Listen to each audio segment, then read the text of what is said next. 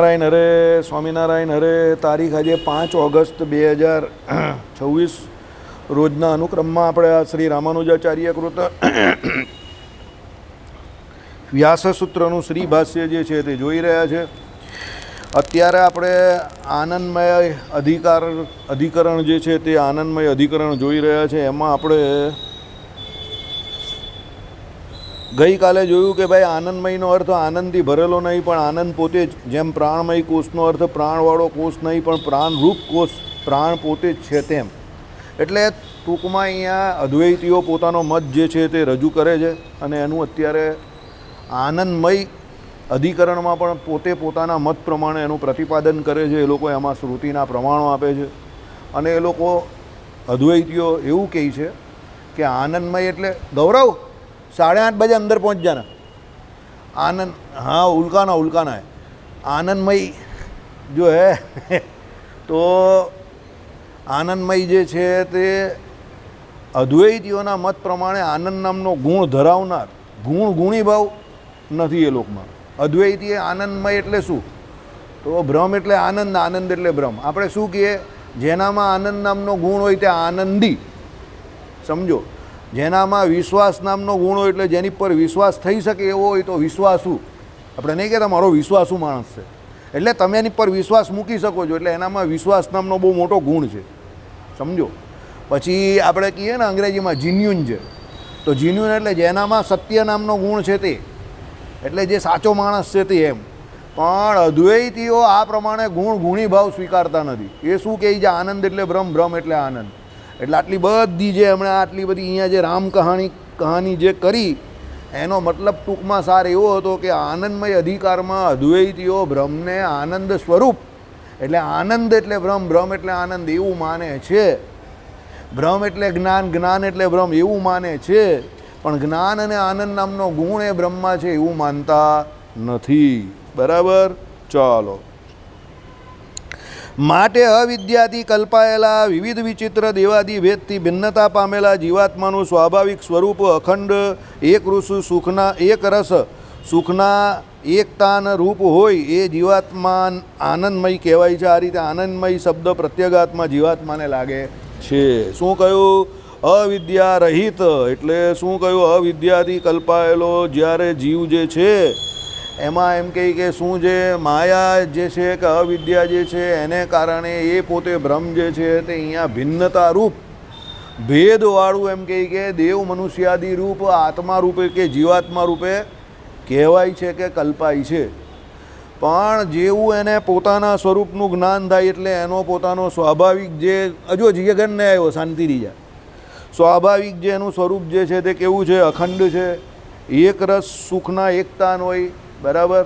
એ કેવું છે? એ જીવાત્મા આનંદમય કહેવાય છે. એટલે અહીંયા જીવાત્માને એટલે આનંદમય શબ્દથી પ્રત્યેગાત્મા જીવાત્માનું એ લોકોએ શું કર્યું? અનુમોદન કર્યું. કોણે? અદ્વૈતીઓએ કર્યું કે ભાઈ એ જીવાત્મા પોતે જ આનંદમય છે. અદ્વૈતીઓના મતમાં બ્રહ્મ કોઈ આત્માથી જુદું તત્વ નથી.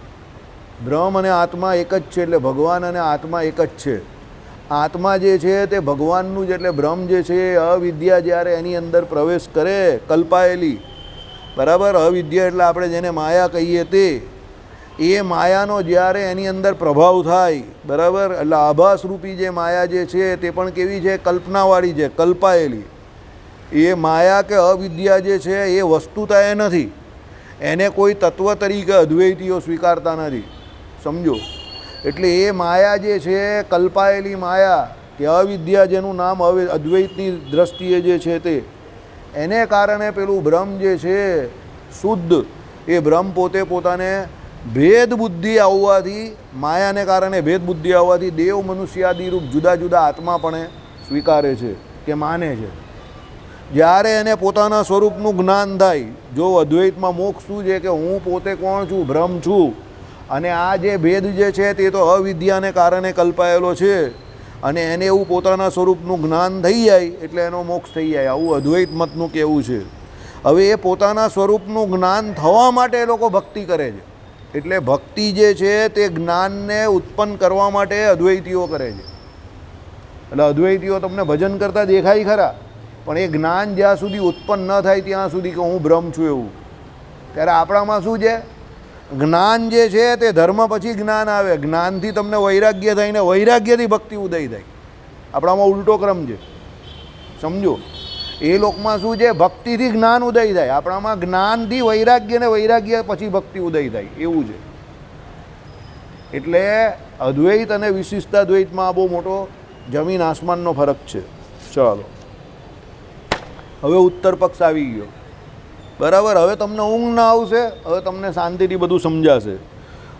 શું કહ્યું? આમ પ્રાપ્ત થતાં અમે કહીએ છીએ કે, એટલે પૂર્વ પક્ષ તરીકે આ જે ઉપર અદ્વૈતનો મત જે આવ્યો કે આનંદમય તરીકે જીવાત્મા છે એવું જે એમણે કહ્યું, હવે સિદ્ધાંત રૂપે એટલે હવે શું થયું? ઉત્તર પક્ષ આવશે, બરાબર. સિદ્ધાંત શું છે તે સમજાવશે. કોણ? રામાનુજાચાર્ય. કયા મત પ્રમાણે? વિશિષ્ટાદ્વૈત મત પ્રમાણે. ચાલો, શું કહ્યું? આનંદમયો અભ્યાસાત, આનંદમય તે પરમાત્મા. પહેલું જ એમણે કહી દીધું. પેલા લોકોએ છેલ્લે સાબિત શું કર્યું? જે આનંદમય છે તે જીવાત્મા છે. તો અહીંયા રામાનુજાચાર્યએ શરૂઆત જ કાથી કરી? આનંદમય તે કોણ છે? પરમાત્મા છે. એટલે જે તમે શરૂ કરેલું કાંથી? અન્નમય બ્રહ્મથી શરૂ કર્યું, પછી જે આવ્યું પ્રાણ, મન, વિજ્ઞાન, ત્યાંથી સીધું આનંદમય બ્રહ્મ, તે છેવટનું કોણ છે? પરમાત્મા પોતે છે. એટલે શું કહ્યું? આનંદમય તે પરમાત્મા સાથી જાણ્યું. અભ્યાસાત એટલે ફરી ફરીને કહેલું છે, તેથી અભ્યાસ કરવો એટલે શું? વારંવાર એકનું એક તમે કરો એ અભ્યાસ કહેવાય. ફરી ફરીને કહેલું. અભ્યાસ એટલે ગુણાકાર, પહેલાં કરતાં બીજો 100 ગણો ઇત્યાદિ, અથવા અભ્યાસ એટલે વારંવાર કહેવું તે, બરાબર. એટલે એકને એક વાત વારંવાર કહેવી એટલે એ અભ્યાસ કરેલો કહેવાય, એટલે વારંવાર કહેલું કહેવાય છે, બરાબર. એટલે વારંવાર કહ્યું તેથી. એટલે હવે તેથી શું કહ્યું? શૈષાનંદસ્ય મીમાંસા ભવતી. તૈત્રીય 8:1 એટલે તે આ આનંદની મીમાંસા થાય છે. શું થાય છે? આનંદની મીમાંસા થાય છે. એટલે આનંદને જાણવાની ઈચ્છા થાય છે, બરાબર. મીમાંસા એટલે જાણવાની ઈચ્છા, બરાબર. ચાલો, એમ શરૂ કરીને યતો વાચો નિવર્તન્તે અપ્રાપ્ય મનસા સહ, તે એમ છેવટનું વાક્ય છે. એટલે શરૂઆત કાથી થાય? આનંદની મીમાંસા કરવાની. અને છેલ્લે શું આવ્યો એનો જવાબ? યતો વાચો નિવર્તન્તે અપ્રાપ્ય મનસા સહ. એટલે જેને વિશે આનંદની તમને શું થઈ છે? મીમાંસા. એટલે જેને જાણવાની ઈચ્છા થઈ એ તમે માયી કહેવાય, ઇન્દ્રિય અંતઃકરણે કરીને જાણી શકતા નથી. એટલે શું કહ્યું? યતો વાચો છે. એટલે એમ છેવટનું વાક્ય છે. ત્યાં એક પછી એક 100 ગણો આનંદ બતાવીને આખરે નિરતિશય અનંત ગણો આનંદ કયો છે તે જીવાત્મામાં. એટલે જીવાત્મા કે જે અનંત દુઃખ સાથે ભળેલા પરિમિત સુખના કણવાળો છે તેમાં સંભવતો નથી, બરાબર. હવે એક 100 ગણોનો અર્થ શું થાય? જુઓ શ્રુતિ. તસ્યેયમ પૃથ્વી સર્વા વિત્તસ્ય પૂર્ણા સ્યાત સ એકો માનુષ આનંદ તે યે શતમ માનુષા આનંદા સ એકો મનુષ્ય ગંધર્વાણામાનંદ. એટલે ગંધર્વાણમ આનંદ. શ્રોત્રિયસ્ય ચાકામ તસ્ય તે યે શતમ મનુષ્ય ગંધર્વાણામાનંદા હ સ એકો દેવ ગંધર્વાણામાનંદ. તૈત્રીય આનંદ ઇત્યાદિ. એમાં મનુષ્ય ગંધર્વ, દેવ ગંધર્વ, પિતૃઓ, પછી આજાન નજ દેવ, કર્મદેવ, દેવ, ઇન્દ્ર, બૃહસ્પતિ, પ્રજાપતિ અને બ્રહ્મ, એવો એ ક્રમવાર એક એકથી 100 ગણો આનંદ કયો છે. એટલે આ પ્રમાણે આનંદ બધામાં રહેલો છે, સમજી ગયા? પાછું એકવાર વાંચું. એમાં મનુષ્ય, પછી મનુષ્યમાં સૌથી વધારે ગંધર્વમાં આનંદ, પછી દેવ ગંધર્વ, પછી પિતૃઓ પાસે આનંદ, પછી આજાનજ દેવ, કર્મદેવ, પછી દેવ, પછી ઇન્દ્ર, પછી બૃહસ્પતિ, પછી પ્રજાપતિ અને બ્રહ્મ, એવો એ ક્રમવાર એક એકથી 100 ગણો આનંદ કયો છે. અભ્યાસ શબ્દનો અર્થ વારંવાર એટલે અભ્યાસ. ચાલો, બરાબર છે. આ પ્રમાણે કહ્યું. એટલે આનંદ આ પ્રમાણે રહ્યો છે. એટલે જીવાત્મામાં આનંદ છે એવું કહ્યું નથી. કેમ? કારણ કે આવી રીતે ઉત્તર તમે જુઓ તો અહીંયા જે આપણો આનંદ છે એના કરતાં વધારે કોનો આનંદ છે? ગંધર્વોને છે, દેવ ગંધર્વોને. પછી એના પછી કોને છે? પિતૃઓને છે. એના પછી તમે કહું તો દેવોને છે. એમ કરતાં આગળ જાઓ જે લોકમાં, ત્યાં સૌથી વધારે આનંદ છે એટલે બ્રહ્મને, એટલે ભગવાનમાં સૌથી વધારે આનંદ કયો છે? એટલે આનંદ રહ્યો બધામાં છે, પણ કેટેગરી વાઇઝ અલગ અલગ આનંદ છે, બરાબર. આનંદ કેવું કે સુખ કેવું, બંને એકબીજાના પર્યાયવાચક શબ્દ જ છે. એટલે અહીંયા શું કહ્યું કે ભાઈ 100 ગણો આનંદ બતાવીને આખરે નિરતિશય નિરતિશય એટલે કેવો? સૌથી વધારે. અનંત ગણો આનંદ કયો છે? અનંત ગણો. બરાબર. એ છે તે જીવાત્મામાં સંભવતો નથી. કેમ કે ભાઈ અનંત દુઃખ સાથે ભળેલા પરિમિત સુખના કણવાળો છે તેમાં સંભવતું નથી. આપણામાં અનંત દુઃખ રહેલા છે, પરિમિત સુખ જ છે. બરાબર. જાતે કરીને સ્તંભમાં બેટ મારે એ કોણ કહેવાય? હે? પણ એ કોણ કહેવાય? જાતે કરીને સ્તંભમાં આઉટ તો એ જીવ કહેવાય. બરાબર. એ જીવ જાતે કરીને જ તમે નાનપણથી અત્યાર સુધી જો તે બધી વખતે તમે જ જાતે સ્તંભમાં બેટ માર્યું હશે. મારે આ કરવું છે એટલે સ્તંભમાં બેટ, મારે આ કરવું છે સ્તંભમાં બેટ. તમે જાતે સ્તંભમાં બેટ મારો. બરાબર. હવે તમે વિચારો ખાલી શાંતિથી. જો હું કહું એટલે નહીં વિચારતા, શાંતિથી વિચારજો. તમે જિંદગીમાં જેટલા કામ કર્યા છે ને એને રિવર્સમાં વિચારો, કેટલા કામ ન કર્યા હતે તો. હું જે કહું તે શાંતિથી વિચારજો. હું કોઈનો વિરોધી નથી, પણ તમે જેટલા કામ પણ કરેલા છે એની રિવર્સમાં જાઓ કે તમે આ બધા કામ નહીં કર્યા હતે તો તમને એમ થતે કદાચ વધારે સુખી હોત. સાચી વાત કરું છું કે ખોટી વાત કરું છું દીપક? એટલે આપણે શું કરીએ છીએ? શાસ્ત્રો કહે છે, હું નહીં કહેતો, ભાગવતજી કહે છે, જીવાત્મા સુખ મેળવવા માટે ઘણા બધા કર્મો કરે છે, કર્મને વિશે આરૂઢ થાય છે.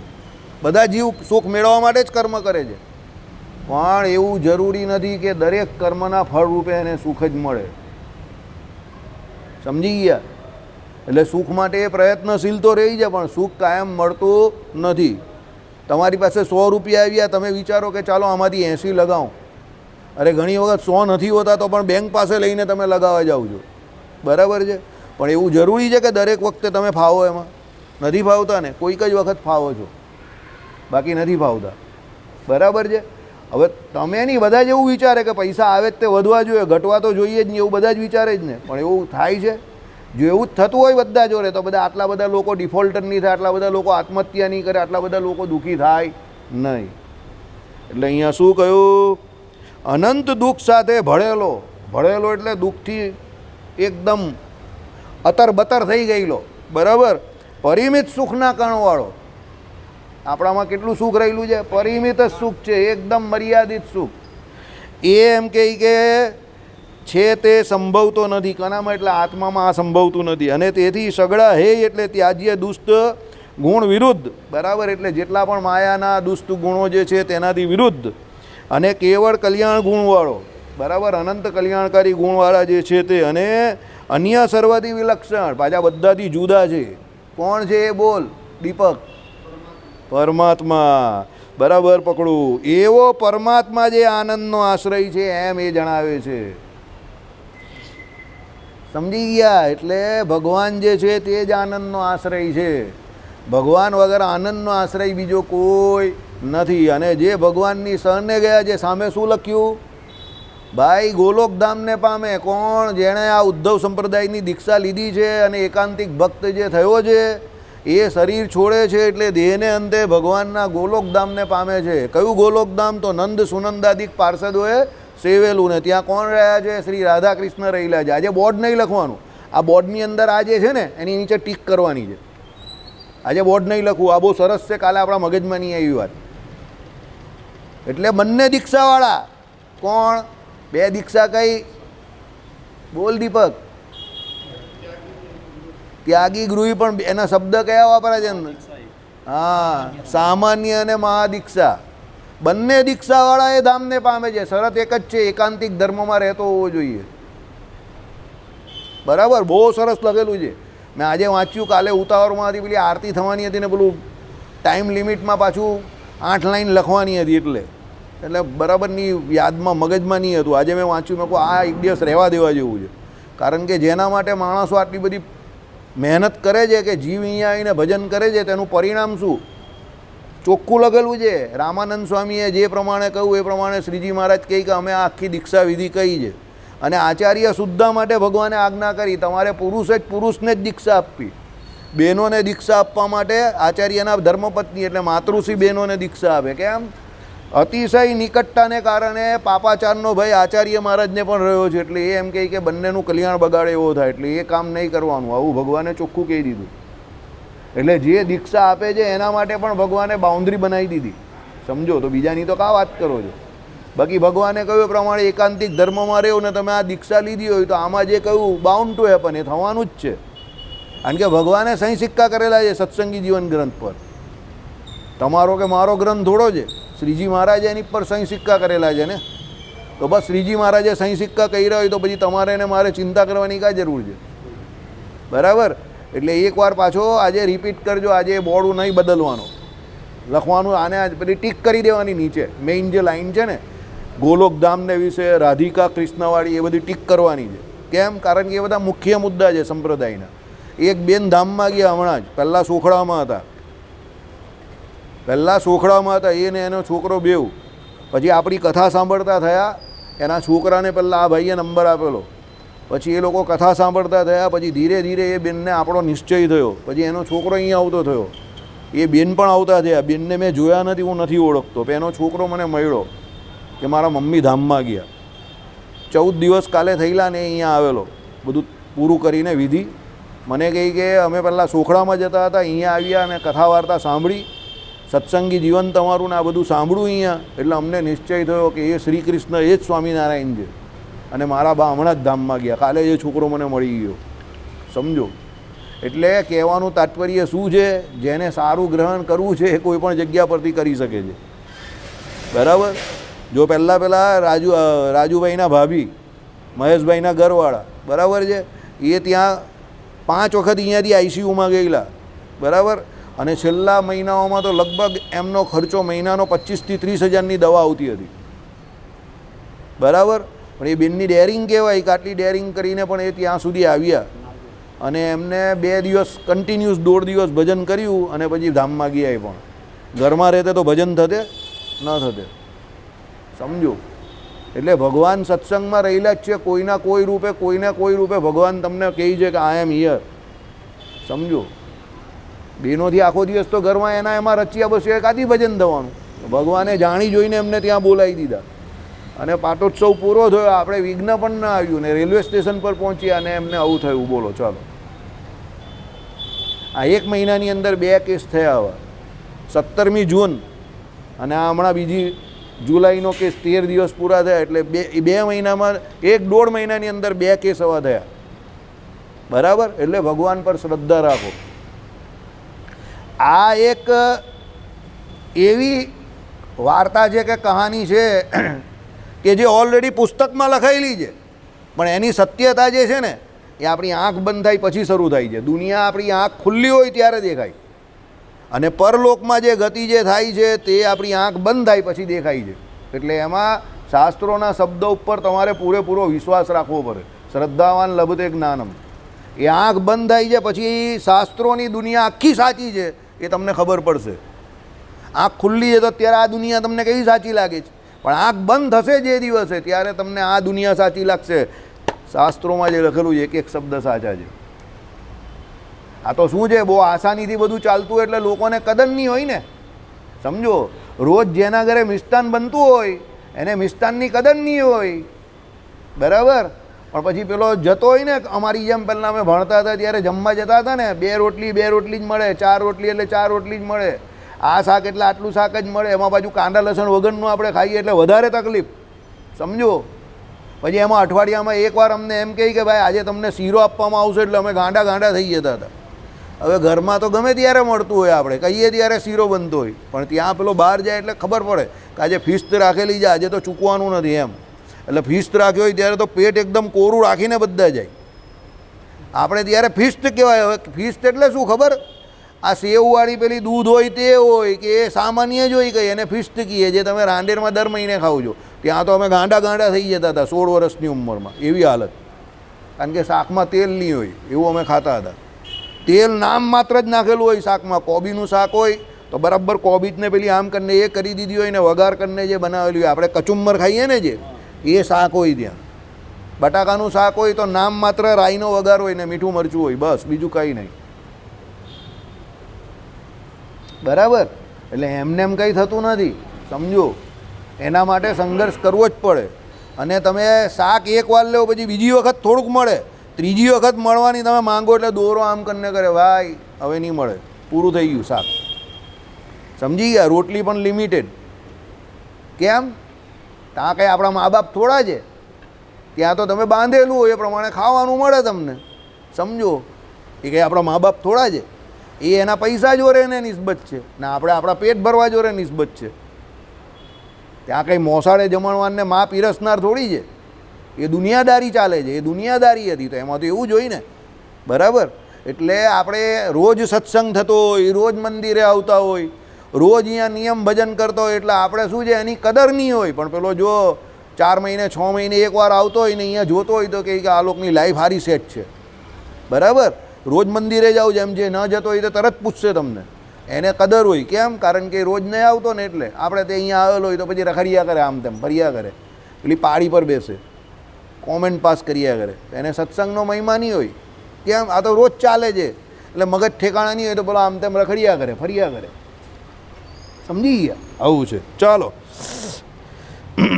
પછી તે આ વિજ્ઞાનમયથી અન્ય અંતરાત્મા આનંદમય છે. ભગવાનથી આપણે બધા આનંદમય છે. જીવાત્માનો આનંદ ભગવાનને લઈને છે. મહારાજે વચનામૃતમાં સીધી સાદી ભાષામાં લખેલું છે, ઈચ્છાશક્તિ, ક્રિયાશક્તિ અને જ્ઞાન શક્તિ અને પ્રેરનાર કોણ છે? ભગવાન છે.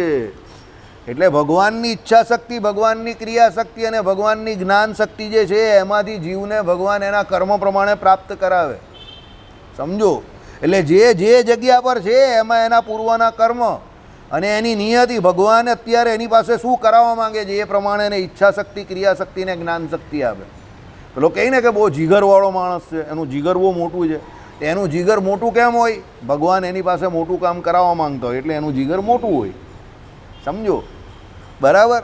પણ પછી પેલો યાર મેં સબકા ખાઉં મેરા ખાય તો મર જાય એવો જોઈ, પાસેરામાં પહેલી પૂણી જુઓ, પેલો કે હું માંડ માંડ જીવું છું, આજા ફસાજા. એ જે જાય એને પણ પ્રેમથી બોલાવે, પછી અંદર જાય તો અલ્લાહ કુસ્તી કરતા હોય. તો પછી એની પાસે ભગવાન કહે કે આના ઠેકાણા નથી તો બીજા કોણ કેટલાનો ભાર મૂકું, બરાબર. એટલે તમારા જેટલા માથામાં તાકાત હોય એટલી ભગવાન એની પર તમને કામ કરવાનું સામર્થ્ય પણ એટલું આપે અને એટલું કામ પણ આપે. ચાલો, વિજ્ઞાનમય એટલે જીવ.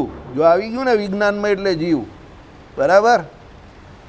પેલા 4 સ્ટેપમાં ચોથું જે સ્ટેપ છે ને, અન્નમય, પ્રાણમય, મનોમય અને વિજ્ઞાનમય. તો વિજ્ઞાનમય એટલે કોણ છે? જીવ છે, બરાબર. સાંભળો, વિજ્ઞાનમય એટલે જીવ, ફક્ત બુદ્ધિ જ નહીં. પેલા લોકો શું કહે છે અદ્વૈતીઓ? વિજ્ઞાનમય એટલે બુદ્ધિ, બરાબર. પણ આપણે ત્યાં વિજ્ઞાનમય એટલે શું કહે છે? જીવ કહે છે. કેમ જીવને વિજ્ઞાનમય કયો છે? એના લોજિક મેં તમને સમજાવેલા છે. જીવ જે સ્થિતિમાં અહીંયા છે એમાં તમે સમાધિ એટલે પ્રયોગાત્મક ધોરણે ધ્યાન, ધારણા અને સમાધિ યમ નિયમથી શરૂ કરો, આસનથી. પછી એમ કહી કે શું? પ્રાણાયામ, પ્રત્યાહાર, ધારણા, ધ્યાન ને સમાધિ. તો એ જીવ પહેલાં યમ નિયમ પહેલાં જેવો અત્યારે આપણો જે છે તે, અને પેલી સમાધિ થાય છે ત્યારે એ જીવનું સ્વરૂપ તમને દેખાય છે. એમાં બહુ ફરક દેખાશે. અત્યારે કંઈ નહીં દેખાય. અને પછી એનું ઓરિજિનલ સ્વરૂપ જ્યારે દેખાશે ત્યારે તમને ખબર પડશે કે મારું સ્વરૂપ આવું છે, ઓરિજિનલ, પ્રકાશમાન, તેજસ્વી હું આવો છું. કેમ? સમાધિ થઈ એટલે આત્માનું પરમાત્મા જોડે શું થયો? યોગ થયો, મિલન થયું. એટલે એને કારણે આત્માને પોતાનું અતિશય પ્રકાશમાન એવું જે સ્વરૂપ જે છે તે ભાષ્ય થાય, એટલે ભાસમાન થાય, દેખાય. હવે સમજો, એ યમથી માંડીને એણે જે શરીરથી શરૂ કર્યું અને જે સમાધિ સુધીનું જે કંઈ થયું તે બધું શું છે? વિજ્ઞાન છે. એ યોગ જે છે તે શું છે? વિજ્ઞાન છે. આખો યોગ જે કરે ને, યમ, નિયમ, આસન, બરાબર, પ્રાણાયામ, આ બધું વિજ્ઞાન છે. એ વિજ્ઞાન દ્વારા શું છે કે આત્મા જેવો છે એને એનું સમ્યક રૂપ કે સ્વરૂપ જે કંઈ હોય તે દેખાય છે. તો એના માટે વિજ્ઞાન કરવું પડે. કેવી રીતે? સમજો, પાણી આમ બહાર પાણી છે, તમે શું પૂછો કે શું કામમાં આવે? તો પીવાના કામમાં આવે. પણ પ્રયોગ શું કરવાનો હોય? ભાઈ એ પ્રાણીને તમે આટલા ડિગ્રી ટેમ્પરેચર પર ગરમ કરો અને પછી એ બોઇલ થાય, પછી એ અમુક સમયે શું થાય કે આટલી ડિગ્રી ટેમ્પરેચર પર હોય તો એની ભાપ બનીને કાં ચાલ્યું જાય? ઉપર આકાશમાં ચાલ્યું જાય, સ્ટીમ બનીને, એટલે વરાળ બનીને. અને એ ઠંડુ થાય તો એ શું બની જાય? આટલા ડિગ્રી ટેમ્પરેચરની નીચે બરફ બની જાય. તો એ પાણી પર કરેલું શું છે? વિજ્ઞાન. કારણ કે પ્રયોગ કર્યો ને તમે, મૂળ તો પાણી જ છે, પણ એને ગરમ કર્યું તો ઉપર નીકળી ગયું, ઠંડુ કર્યું તો બરફ થઈ ગયો, બરાબર. એમ મૂળ પેલો જીવાત્મા જ છે. હવે એ જીવાત્મા પાપ કર્મ કરે તો નરક 84માં ચાલ્યો જાય, અને એ જીવાત્મા આ પ્રમાણે યોગ કરે અને ભગવાનનું ભજન કરે તો સીધો ક્યાં પહોંચી જાય? ધામમાં ચાલ્યો જાય. તો એ શું છે? વિજ્ઞાન છે. એટલે એને શું કહ્યો? વિજ્ઞાનમય એટલે જીવ. એટલે એની ઉપર આ બધા વિજ્ઞાન શક્ય છે. એટલે પ્રયોગ કરવો હોય તો કોની ઉપર કરવો? પોતાની ઉપર કરવાનો. કે ભાઈ એ ભગવાનને મારે જોવાના છે. પ્રયોગમાં આપણે પહેલાં લખીએ ને હેતુ આવે. પહેલો શું આવે? હેતુ આવે. પછી શું આવે? હેતુને સિદ્ધ કરવા સાધનો આવે. બરાબર? તો આપણો હેતુ શું છે? ભાઈ જીવાત્માએ પરમાત્માનો સાક્ષાત્કાર મનુષ્ય જન્મમાં કરવો, એ હેતુ છે. સાધનોમાં પછી શું આવે? યમ, નિયમ, આસન, આ બધા સાધન આવે. રીતમાં પછી શું આવે? કે જે પ્રમાણે આખું વર્તવાનું હોય, યમમાં શું, નિયમમાં શું, એ બધું આવે. પછી છેલ્લે શું આવે? અવલોકન આવે. અવલોકન શું થયું? ભાઈ પહેલાં જે હતો એના કરતાં અત્યારે આવો જુદો થયો, આવું મારું અવલોકન છે. અને નિર્ણય આત્માનું પરમાત્મા જોડે મિલન. એટલે શું થયું? પરમાત્માના ધ્યાને કરીને પરમાત્માનું સ્વરૂપ જે દેખાયું કે રૂપ જે દેખાયું એને કરીને મને મારા સ્વરૂપના દર્શન થયા. આ નિર્ણય, આ પ્રયોગ છે. આ જીવ ઉપર થયેલો પ્રયોગ. એટલે જીવને શું કહ્યો? વિજ્ઞાનમય કહ્યો. ચલો, એટલે બુદ્ધિ જ નહીં, કારણ કે મય પ્રત્યયથી જુદાઈ સમજાય છે. સાંભળો શું કહ્યું તે સાંભળો. સાંભળો, 1 મિનિટ થોભો.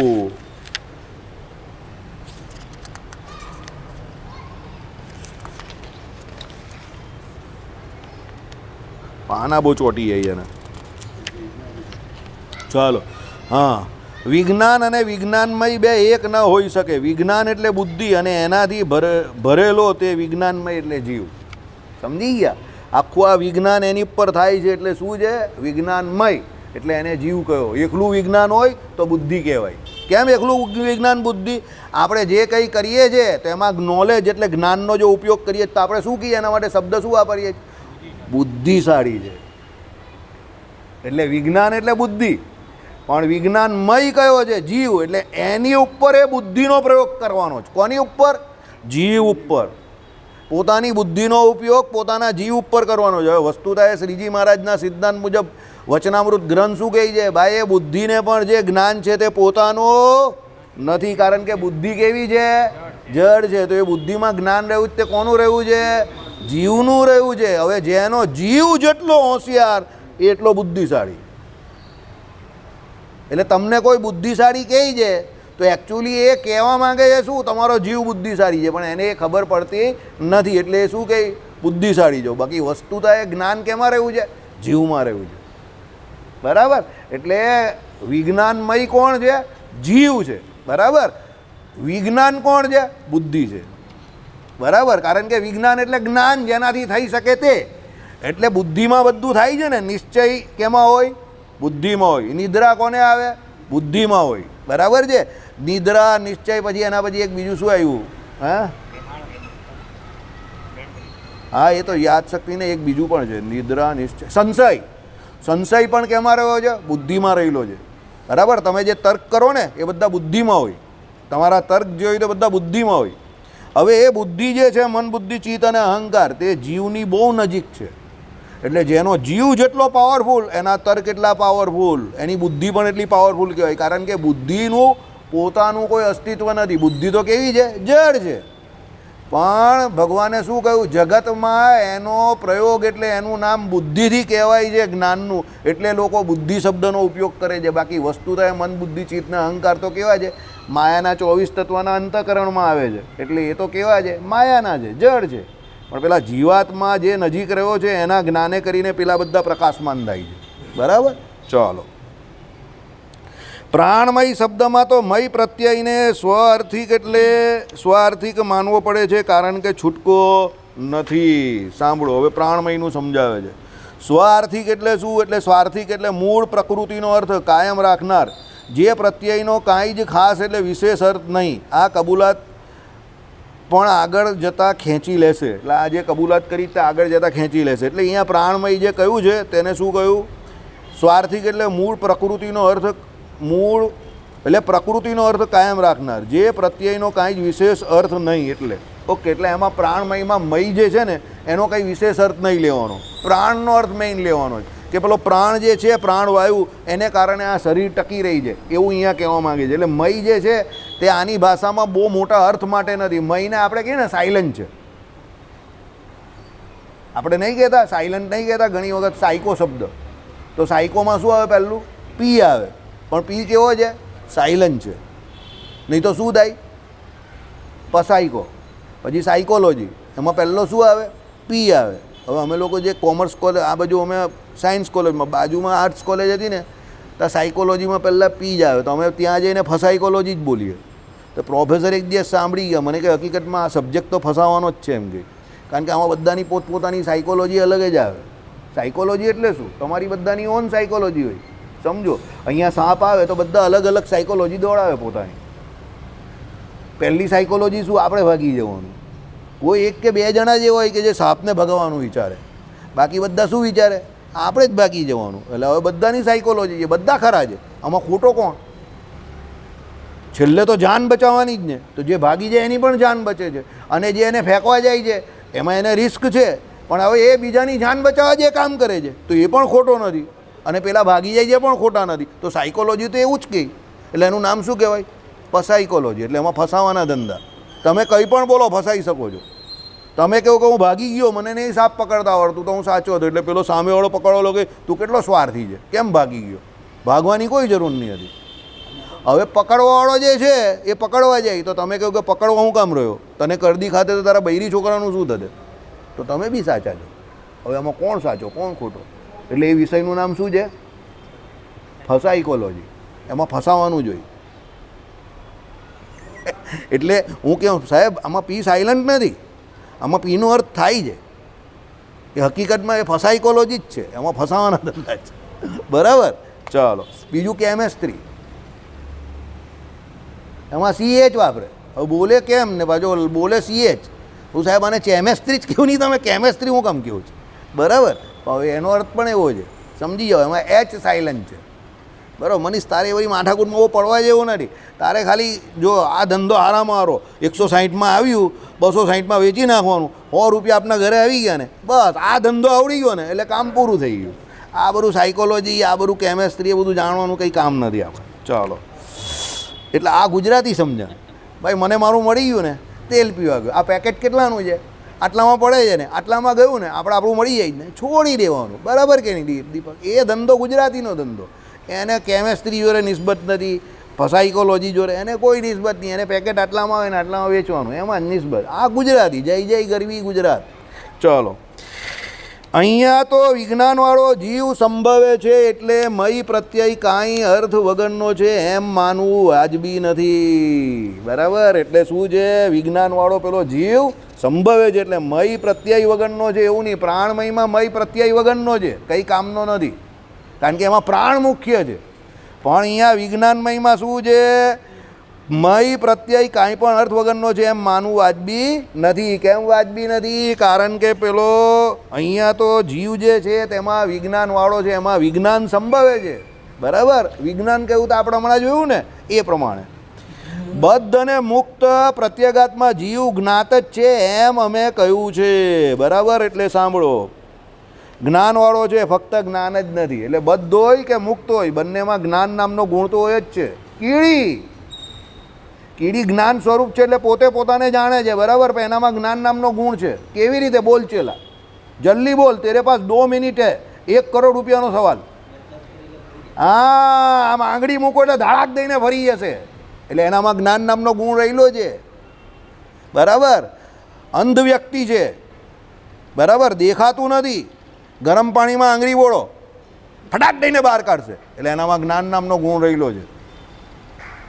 કેમ? ભગવાને શું કહ્યું? નખથી શિખા પર્યંત શું રહેલું છે? ધર્મભૂત જ્ઞાને કરીને જીવાત્મા રહેલો છે. તો એ ધર્મ જે છે તે આખો જ્ઞાન નામનો આખા શરીરમાં વ્યાપીને રહ્યો છે. આંખમાં ભલે દેખાતું નથી, પણ આંગળીમાં એ ધર્મ છે જ્ઞાનનો. એટલે બોળશે એટલે ફટ દઈને બહાર કાઢશે, એ ગરમ પાણી છે. ધર્મી તો ત્યાં છે નહીં. ધર્મી તો ક્યાં રહેલો છે? અહીંયા રહેલો છે. એટલે સ્વરૂપ જે છે તે તો અહીંયા છે, પણ એનો ધર્મ જે છે તે આખા શરીર નખથી શિખા પર્યંત, આ નખ અને આ શિખા સુધી એ વ્યાપીને રહ્યો છે. ભલે બેરો છે, બરાબર, પણ તમે ગોદો મારશો તો એ ગોદો નહીં માનની. તમે કહો આ તો બહેરો છે, અરે બહેરો ભલે છું પણ ગોદો મારે તો ખબર પડે છે, સમજો બરાબર. ચાલો હજુ તો બહુ મજા આવશે. આજે તમારા માટે પ્રસાદ રાખેલો છે, બધા ગ્રહણ કરીને જજો બરાબર. ખવાય એવો પ્રસાદ છે. શ્રીપતિમ શ્રીધરમ સર્વદેવેશ્વરમ ભક્તિ ધર્માત્મજમ વાસુદેવ અમરે માધવમ કેશવમ કામદમ કારણમ નિકંદમ ભજે. અરે સોલેનો સંજીવ કુમાર છે, આયરો એને ફોન કરે ને એનો ફોન ચાલતો નહીં હોય, પેલો બંદૂકવાળો સીન નહીં હતો પેલો કહી ને આમ તો પેલો આમને આયરો આ જ છે સોલેનો સંજીવ